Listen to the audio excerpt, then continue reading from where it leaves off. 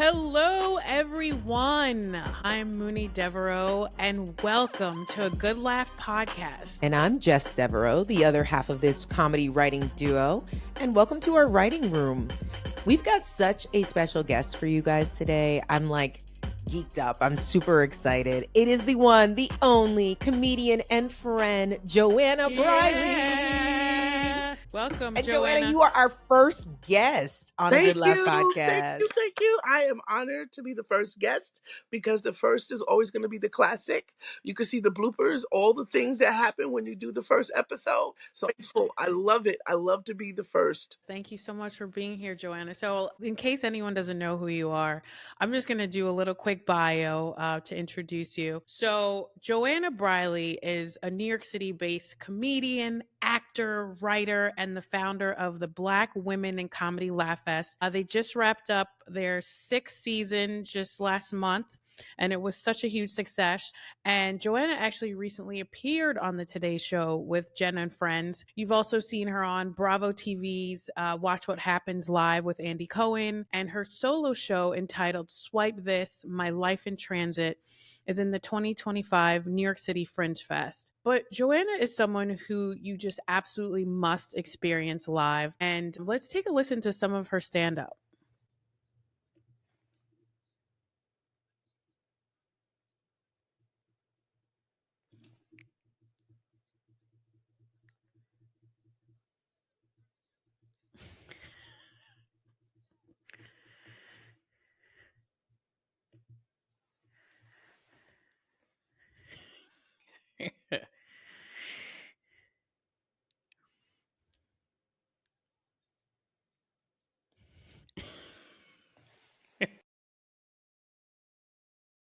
I absolutely love that. I love it so much. So good, Joanna. So good. Thank you. Oh my God. Mooney and I, we were thinking about who to have on for our first guest. And we're like, we want someone who obviously is funny, but also who understands the spirit of this podcast, which is about bringing people together and creating community. And Joanna, you have that in spades. Mooney Wow. mentioned your amazing work with the Black Women in Comedy Laugh Festival. I mean, you've just really just been a pillar in the community when it comes to women and comedy. So again, we're so excited to have you, but let's get into it a little bit, Joe. Yes. So I like to kind of explain this as the round robin of your week.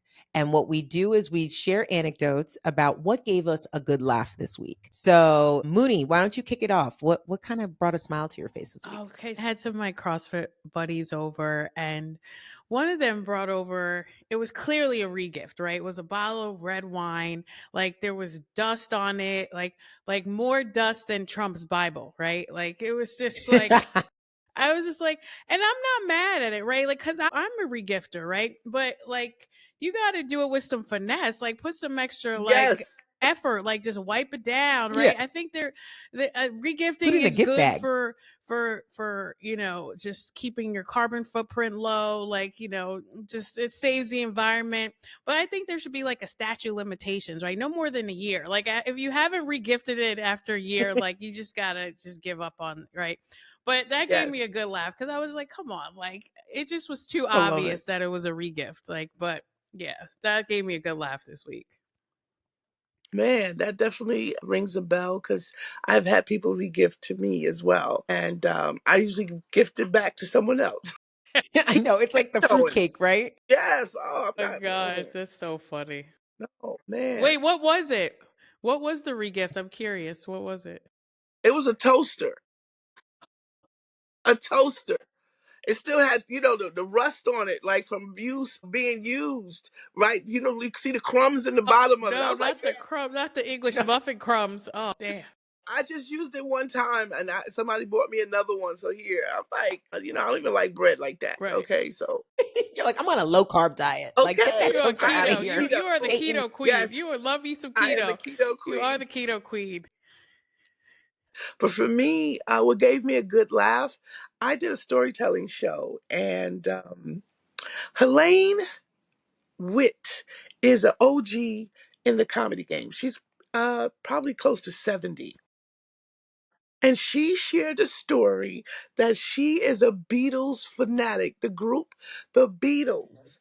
And to hear this woman tell how she and her friends snuck into the St. Regis to be with the Beatles, John, Paul, Ricky, Bobby, I don't know all their names. There wasn't a Tyrone. Ricky, Bobby, I don't know, but she talked about it and how they snuck into the linen closet and stayed there all night. They got busted. They got busted by the manager and the roadie. Wow. Listen, I think she said she was in 10th grade. She strict Jewish family, and she snuck out. The parents didn't even know where she was. They had 2 sandwiches and they had pajamas. So when the manager found them, she said, "Oh, nothing happened," but they brought him into the hotel room. I was like, "Nothing happened." So You're like, that's where it ended. Right. Yes, but she wound up going to London, and she was with them. So the manager said, "Look, he's going," because they were going to do the Johnny Carson show, I believe. And so the manager told her, "Oh, he's going to be at this hotel at this time." So they all wind up walking to the Central Park. There's a picture of her with them in Central Park, like she's part of the team. Damn. And oh my gosh. so recounting the story, I'm just looking at this little Jewish woman Yeah. that she lived this full life, and then she went to England and found them. And next thing you know, they with them all day. And he remembered her from New York, and they didn't have a place to stay and it was cold. So Paul let them sleep in his Mini Cooper outside his house. And I just was like reveling in this story because this woman is close to 70 and she's telling of her heyday of Yeah. being a A stalker groupie, fan. Beatles groupie, Yeah, right? Stalker. and she kept saying Almost nothing famous. happened, nothing happened. Oh yeah, something happened. It was just such a refreshing story to hear from someone reliving their youth, and I really enjoyed it. That brings a smile on my face. Hmm. That's What about fun. you, Jess? What brought you a good laugh this week? So my kids often bring me a good laugh. As though there's so much going on in America. I'm in DC, Joe, as our listeners know. So like I'm really on the front lines of a lot of this stuff going on with Trump, and a lot of people have lost their jobs, furloughed. I mean, the saga continues, but life also continues, and children are a great indicator of that, right? So I went to a birthday party for my 3-year-old daughter. Her friend was turning 4, and the theme was interesting. I get there and it's like black, red colored themes and like yellow. And I'm like, is this the right party? Because I know like the family's like white, but it was like all like Rastafarian. And I was like, is this like a theme now for kids' parties? They Wow. had a dude come and the kids were doing a drum circle. And my daughter was like feeling the spirit. She was like in it. She was doing limbo and like so focused. She looked like Michael Jordan with her tongue out as she was going under the limbo. She was like it was just Ancestors, yeah. so funny. I was like, is this how Irish people feel about St. Patrick's Day? Like they have taken our culture and have just now just made it so So party commercial and theme. Right. so Yeah. yeah, a Yes. party theme. I was like, Wow. Mexican people must feel this way because I do love Yes. a little Mexican party. I'm not gonna lie, I do, I do. I like my Were they margaritas. serving? So I was like, but I was like, I probably appropriate too. Like it just felt like where does appropriation and appreciation Right. Right. Right. lines get Did Yeah. blurred? anybody It have locks? Did anybody have a was fake lock wig? no fake locks, Okay. No, thank Okay. no God. black, no, All right. no, No, no, nothing was crazy. no Nothing was jerk crazy. chicken, But I'm not gonna blackface. lie, the party was a little too sober for a Rastafarian team. I was like, there's not even a little something, some brownies with a little ganja for the adults. What about the music? Did they have the West Indian music, Caribbean Well, they music? had a drummer. This guy came in and he's singing One Love. Like I'm in a vibe. He's doing Bob Marley. I was out. The party was lit. It was fun. It was just something about it just didn't feel all right. You know what I Yeah. mean? Yeah. Yeah. You Yeah. felt guilty. You felt guilty.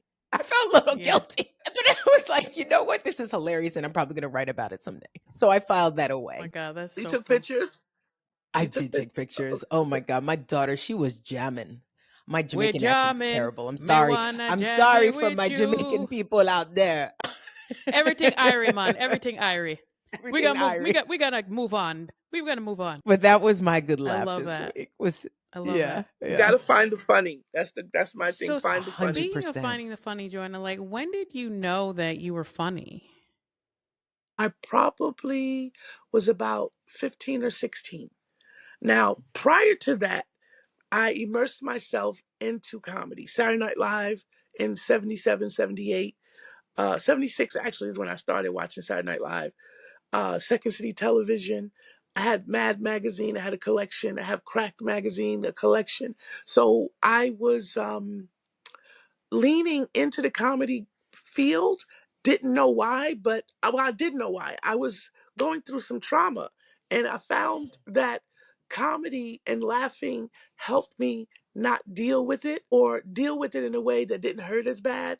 Because that's when I went to go live with my dad. My dad, I always say he kidnapped me, right? That's part of my story. So my dad kidnapped me. He was like, "Hey, you want to go to Connecticut?" And I was like, "Of course, you're my dad. I'm going Did wherever he you offer you go, right?" candy? Hey, little girl, you want to go to Connecticut? Here, get in my white Oh no, he van. did that when I went to Connecticut. I thought it was just for the summer. And then Labor Day in New York City is always the beginning of school season. So when I was in Connecticut watching them prepare for the parade, I started packing. And next thing you know, my dad enrolled me in school in Connecticut. So Wait, at how that old are point, you? I Like was 9, 8 or 9. 8 or 9 at this time. So you at this point only knew Brooklyn, Right. the city, then you go to Connecticut. I'm assuming the pace of life is a lot slower. It looked like Mayberry. I was like, Andy Griffin? Andy Griffin live here? All I saw was white people. Like That just was Very nothing a but white. that white was a people. difficult Yes. adjustment. Like, how did you? And so that's the point. I found comedy. I was able to figure out, watching Saturday Night Live, Second City Television, laughing helped. Laughing just made me feel so much better on the inside. At 8 or 9, I just knew. And so I would gravitate toward anything that made me laugh. So Mad Magazine was always funny. Crack Magazine, Mary Hartman, what's that? Love American Style, anything that had to do with laughing. Like, were you a class clown, so to speak? And No, no, okay, no, I was very studious. right. When I like, they were ready to skip me in seventh grade to the ninth grade because I was very studious, very smart. My dad, when he was raising me, he never let me play with dolls. He always gave me books to read. So that was my background in funny. To be stand up funny came at a later age, but I did always stress my friends. My first joke that I ever wrote was when they do the dozens, like, your mother so this. I said, your mother's so stupid, she got hooked on phonics.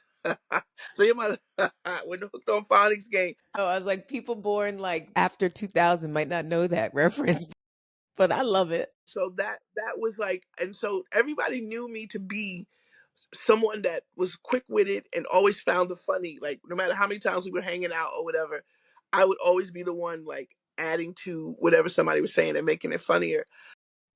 And it just it never dawned on me that I would do comedy until 96, 95, 96. I dated this guy. Every date was a comedy club. Every date. What do you mean, like a battle? Like, are you? He was very funny, and you guys No, were no, just no. riffing. We were going on a date. Like, he was So like, he "What you was wanted to into do?" stand up. No, he just, whatever I wanted to do. He said, "What you want to Oh, do?" I said, "Go to comedy club." Got Right. it. Got it. At the time, I was going to comedy clubs at 17 and 18. Like, I would find the kind, because you remember Def Jam, and yeah, Def Jam has started, and I just loved laughing. I would go to long form improv. I didn't know what it was, but I loved it. The creativity of it all. But when I started going to stand up comedy clubs, I just would be laughing, and I have a loud ass laugh. I So love most your of the laugh. oh my guys, God, your they would laugh be is like, so "Who is infectious. this girl?" Yeah. Yes, and so Talent was my first comedy crush. Okay. Yeah. So He's one of the New yeah, he had a York's room. kings of comedy. Talent, Kings, yeah, New York Kings of comedy. And so I would go to the comedy club. So Andre said to me one night, he said, you funnier than that guy on stage. And I'll tell you, I was like, who is the guy on stage? Because I really want to say thank you for not being funny that night. Oh my God, I had a similar story, Joanna. That's how I started doing stand up too. Right. So Andre came home, and he came to my apartment, and he had circled the Learning Annex. I don't know if you remember the Learning Annex. No, I have no idea what that is. It's like Craigslist but paper, like Uh, the magazine. Yeah. You can lift it, like, you on the corner, it's free, and it all kinds of arts and crafts, Jobs. how to get a man, how to flirt with women, how to make keys, all of that. So it said how to be a stand-up comedian, how to Oh, become a comedian. He circled it and gave it to me. He's like, here, and because he was like, you could do that. And I was like, I could do that, because I would see comedy and thought they just got up there and they were funny. Yeah, I like didn't people are know just that there was riffing. That's what a lot of people think. Like it's right, like, but oh, it's there's a all structure. There's a whole 100%. structure, a whole writing format. And so I took the class in March of 96. So my anniversary is around this time. But how did you know though internally, Joanna? Was there a feeling after you got that stand-up ovation where you're like, okay, this is it for me? Like, were No, you hooked? nope. I was terrified. I was so scared because of it's public speaking, right? It's public speaking. But once I did it, I met the other comedians. They were telling me about open mics. So I would go do open mics scared and still trying to learn my set. And then one night I'm in the booth, right? As a token booth clerk, I meet people all the time. So this particular night, I am having these tourists die laughing. Like I'm entertaining them. They're laughing. And right. And I said, shit, I'm on stage every night. And I was no longer afraid on the stage. And that is what my story is about with Swipe This is me coming outside of the booth, exploring who I am and just showing the world I am no longer afraid. I don't want to wait for somebody to see me, right? Because everything has to deal with invisibility, right? Our voices matter. Black women in comedy voices matter. Black women voices matter, period. So to create this festival and say, in the beginning, it was about visibility and getting into these industry spaces. And then after the third year, I was like, it's about us. It's about us now building our community and becoming better stewards to each other as Black women, Creating the right? table, Because right? Creating your own yes, table versus asking for right, permission but we for a have to seat at the steward table. ourselves. Yes. Yes, we have to take care of ourselves and take care of our home and our community. You mentioned a lot in terms of like joy and resistance and during these trying times, right? How do you preserve your joy? How does Joanna preserve her joy during these trying times? Well, one of the things I love to do is to go fishing. I Yes, love to go deep sea that's fishing. very true. Oh Lord, we don't want to talk about it. Like, we don't want to talk about the last time Joanna and I went fishing. Oh my God. She's like, What Mooney, happened? come fishing. Oh We're going to go fishing. I think I met you, was it Staten Island? no, it was she said Bay, Brooklyn. Okay, Sheepshead Bay, right, right.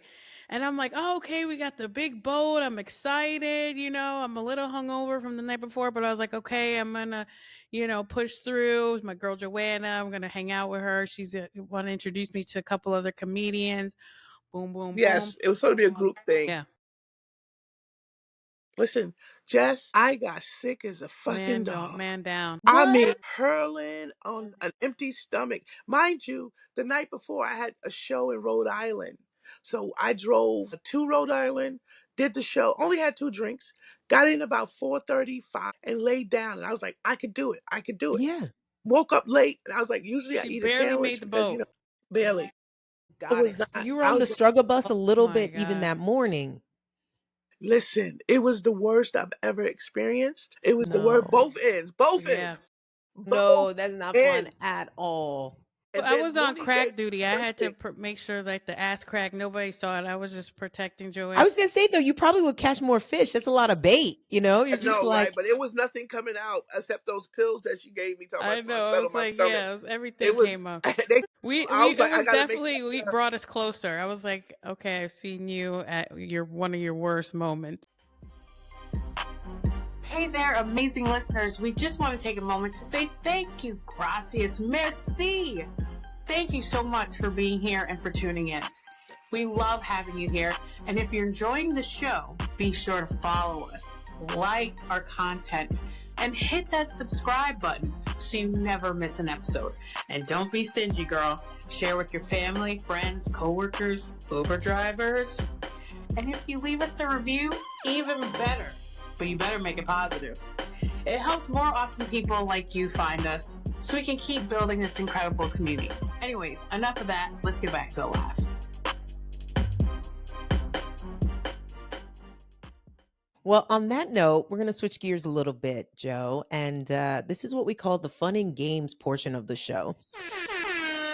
I like to think of myself as kind of the referee here, but this is gonna be a battle between you and Mooney. Okay. And the game is called movie title. So, pretty simple. What you're going to do is think of a movie title and substitute the words of that title with a synonym. So, for example, let's take a look. Let's think of Spider Man. Hmm. You could say bug boy or something like that, and the other person would have to guess what that is. I mean, obviously, boy is not a synonym for man, but Hombre. you get the point. Okay. Well, no, you can't use another language, Mooney. It's basic Spanish. It's It's like Spanglish. 101. Hombre, No Like hombre. Spanglish. we all know No hombre. Spanglish. Yeah, yeah, exactly. Please do, because I don't know what the damn synonym is. I just know it's on a roll. Cinnamon roll. Cinnamon. Ooh, I I'm getting love it. hungry. I My love mouth's it. watering like Wendy I know, Williams. right? Hold I up, was like, hold did you up. say cinnamon? Oh my God, too much, too much. Let's see if I get it. Okay, so I'll start off. All right. Okay. Crib solo. Crib Crib. solo to movie. Oh, you Yes! got Ding, it. ding, You ding, ding, got ding, it. ding, ding, You ding, got it. ding. Yes, Joanna got it. All right. It has to be 2 words. No, it could be one, it could be several. Ooh. I don't know if you'll get this. Gosh. Hot. Ooh, that's a good Just one. hot? Hot. Fire? Wait, are you giving is this additional words of No, the I don't movie? know. Hot. No, it's yeah, it's the The same. clue is hot, just simply Right. hot. Yes. Jeez. Uh Fire. What movie's hot? It's a good movie too. Ooh. Just guess something, Mooney. Oh, it's a synonym? I don't know if I did it right. Okay, what is your guess, Mooney? What's going on? Bone, help me out here. Like De heat? Niro and Al Pacino. Heat. Man, Yes. Robert Heat? Al Pacino, Yes. great I was like, movie. heat. Man. Yes, it was a great movie, Yeah, right? great I movie. loved it. That was there's so many damn movies out there. It's like, Yeah. Okay. Okay. I'm gonna do okay. one, and it's gonna be one word, which is gonna be hard, but you guys can get All this. right. Fast. Speed. Yes, Mooney. Okay. Cause I was like, it Shit, which can't. one? Fast and the Furious? So I was thinking that too. I was like, but that's more than one word. Right, yeah. Oh my gosh. All This right. is That great. I love that. That's concludes. good. It helped with my, I won't get dementia. That's for sure. You know, when you be thinking stuff, you get new, right, with the Hey, you gotta synapses, keep the that mind creative. Right. sharp. Yep. Yes, Sudoku yes, won't yes. do I it like by that. itself. You gotta just have the movie trivia. Let me tell you, I had such a fear of Sudoku. Oh, I had I such a still fear have a because, fear. I don't even know if I'm but pronouncing it it's right. it's it's it is Sudoku. Hey, see? Sudoku. But I thought you were just that's how black people it's pronounce it. Sudoku. Sudoku. It's Sudoku. Sudoku. Joe, we are gonna get a little serious though. We at this Okay. section of the show, we call it a dip in the deep end. Whew. And we ask our guests the same three questions.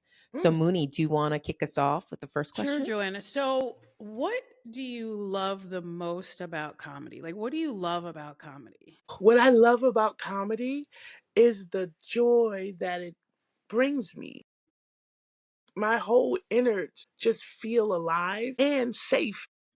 If I'm laughing, I feel safe. As I said earlier, with being taken to Connecticut and finding a way to find the funny through it all, that has been my security blanket. So I remember when I was engaged and the guy, You he were was like, engaged? I hey, didn't know this. yeah, I was engaged and this was 99. And he was like, oh, you in the club? I was in college working the comedy clubs and working nights for transit. He was like, how are we going to get to know each other if you're always in the club and you working nights? So I stopped comedy for 2 years. And it was, Suffocating. yeah. And 9/11, I'm talking about the day that it happened. I came in from work with groceries, right? I had no idea 9/11 was happening. And when I walked in the door, the TV was on and you saw the towers aflame. And I used to work with a company that was on the 100th floor. And I just started thinking about all the people. I started crying. Yeah. He grabbed me and he was like, oh, it's going to be all right. And I was like, no, we got to go find my cousin. Then I pushed him back and I said, I'm leaving you. Mm, Wow. just like I that. just said, I'm leaving you. Wow. Because when the tower fell, all those people died not living their dream. And that's what I saw from that. I saw from that I gotta live my dream, which was stand-up comedy. So I moved out the next month. I moved out October of 2001 and I didn't look back. Wow. And I graduated in 2002 and that was May of 2002. In June of 2002, I went back to the open mic. But Saturday, when I was with those women, it was an all women lineup, and I watched them. Oh, it gave me such a sense of relief and sense of, hey, just be yourself, Yeah. Joe. That's it. Yeah. All you got to do is Bring be more of you yourself. out. Yeah. It's Yes. so true, And Joanna. honestly, Yeah. Joe, I feel like that is I suffer for that as well. Perfectionism is definitely something that I'm very conscious We all of. are. We all do. And I I feel that what has helped me is like lean into my humanity, lean into my vulnerability. The more people can see you, the more they actually see themselves too, and they can connect to you, because that's Yeah. really what we're looking for, is that Hmm. connection. Yep. And the perfection is the mask, is the, I got to stay safe, I got to be this type of person in order to feel like I'm accepted. But when you don't want acceptance, you want belonging, Right. and Right. belonging requires you to be you and be Yes. vulnerable. And Yes. also that comparison element, right? Comparison is the thief of joy, right? And I also have a tendency to suffer from that too, Joanna. Like as stand-ups, right? We're comparing ourselves to other people, and like this fear of like I don't want to be embarrassed in front of my peers, or embarrassed, or like, bomb, and like, and so like you just be more of you. That's what I work on every day, is just bring more of Mooney out, because that is true freedom. And that is what we are all seeking. Yes. And I always, there was a, in the Sanford Meisner workshop class, there was a quote on the wall from a comedian. And what I took from it, I'm paraphrasing this. He said, when you get on stage, it's you. Whoever was on before you, when you get on stage, say, hey, give it up for so and so and so. So the audience know that person is gone. Now it's my turn. You have Reset. to clear the room. Like you're Right. clearing the Reset. energy. Yes, like you Right. So Yeah. staged that it. exactly. So it's like, hey, give it up for so and so, what, and then you go into your set, because now it's like, now it's my turn. Yeah. So that's what I do when I get on stage, because in the beginning, I remember these comedians, anyway. Yeah. So there Funny was a bunch. show. Interesting bunch. Right. There's a show where, like most shows, if there's more than one woman, they do boy, girl, boy, girl, boy, girl, Uh, man, woman, right? This particular time, this sister that I was working with, she was dope. She was funny. And she went up and she killed it. And Hmm. now I'm you like, got to and go he up was like, oh, you next. next. I was like, And the comparison, right? Yeah. yes. And this was before I saw that quote. So I'm scared because this girl is killing it. And she's my Yeah. friend. It's not like she's Yes. a stranger. She's my friend. And I'm like, so I get up there, and I kid you not, there's a little kid in the audience, like 9 or 10. I don't know. Who thought that was a good idea? Right. So when I notice it, I go, oh man. I said, who brought a kid in here? I said, you mean I can't talk about sucking Sure dick? you can. I can't talk about sucking Sure you dick. can. Who can I can't even Who talk would about think that's sucking dick in appropriate here. to bring a child to a comedy I club? just in the audience, people were running out of their seat. They were just it was an urban show, but everybody's running out of their seat, high fiving everybody. It was just the most amazing experience of my life. Joe, speaking of comedy, what pisses you off about comedy? Not seeing enough black women on stages in the mainstream clubs, right? Now I would say in 2025 there's an improvement. I work with New York Comedy Club. I am now a pass. I am a house comedian. I get paid. I get a 1099, and they're very, very good at making sure there's inclusivity in their lineup. So I appreciate that. I also work with Grizzly Pear, where I'm a producer. But yes, not seeing enough diversity and community. Right, the And they community. can't play that excuse like, oh, there just aren't them available, Exactly, right? They're not exactly. out The there. festival shows that it is. This cohort, this class of 2025 was phenomenal. Phenomenal. Like every show, every feedback that I got from the audience and people that went to the shows were like, these women were amazing. I think maybe two or three were like relatively new, but you always put some new people in there. They got to learn, right? Overall, the classes were, the women were amazing. That's the only thing that annoys me the most about this industry, but we're creating our own, right? So I don't care anymore. I said that on the Today Show and WPIX. Like it's not about the industry anymore. It's about us cultivating for us, right? Because if we start building our own comedy clubs, like shout out to Comedy in Comedy in Harlem. Harlem, Yep. if we start creating our own comedy clubs and just pouring into our community, we can be just as, we can have our own economy. This is just the last question of the interview. In terms of, you've amassed a wealth of knowledge and wisdom throughout your illustrious career. And so I'm curious, what advice would you give your younger self with all of that knowledge that you've amassed over the years in your career? I would tell myself, do not be afraid. Do not be afraid to ask for help. If you see someone that you think could be a mentor, to say something to them, and so everything that I've created was for that void that I had. So WCW open mic and nurturing comedians is all because I didn't have that when I was coming up in the game, and I didn't know how to ask for it. So I created an environment where I can give and give to these comedians so that I can nurture them and show them that besides doing stand up, you need to come from a place of love, right? If love is your center, then your comedy is going to flow, right? You have to show love. You have to be loved, right? You have to love yourself and you love others. So everything I do comes from a love I base. love that. Well I said. love that. Well That is a said. beautiful way to wrap up Yes. this interview. Joanna, you have been such a delight. Yeah. Thank you Thank you. so Thank you much for so being our much first for being guest. here.